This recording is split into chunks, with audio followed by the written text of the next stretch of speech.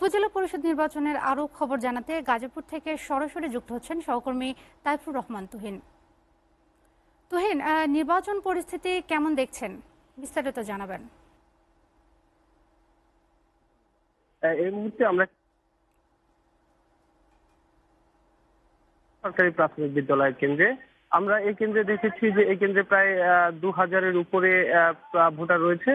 আর সকাল থেকে কিন্তু আমরা দেখেছি এই উপজেলার বেশ কিছু কেন্দ্রে আমরা ঘুরেছি, সেখানে দেখেছি যে আসলে সকাল থেকে কিন্তু কেন্দ্রগুলোতে ভোটারদের উপস্থিতি একদমই কম। আমি যদি এটা দেখাতে চাই যে এই কেন্দ্রটিতে কিন্তু এখানে পাশাপাশি কিন্তু দুইটি ভোট কেন্দ্র রয়েছে, যে কেন্দ্রগুলোতে প্রায় 5,000-এর উপরে কিন্তু ভোটার রয়েছে। তবে এখন পর্যন্ত আমরা যেটি দেখেছি 10টা পর্যন্ত এখানকার প্রিজাইডিং অফিসার আমাদেরকে যেটি জানিয়েছেন যে 10টা পর্যন্ত এখানে ভোট পড়েছে, একটি কেন্দ্রে পড়েছে 3%, আর একটি পড়েছে 5% ভোট কিন্তু পড়েছে সকাল থেকে, অর্থাৎ 2 ঘন্টায়। এভাবে কিন্তু আসলে প্রত্যেকটি কেন্দ্রেরই অবস্থা আমরা একই দেখেছি যে আসলে ভোটার উপস্থিতি সকাল থেকে একেবারেই কম। তবে এই উপজেলাটিতে আমরা যেটি জানি যে একটু গুরুত্বপূর্ণ উপজেলা গাজীপুরের, যে কারণে আমরা এই এই এই এই কেন্দ্রে আমরা যেটি দেখেছি যে এখানে আসলে 3জন প্রার্থী চেয়ারম্যান পদে প্রতিদ্বন্দ্বিতা করছে।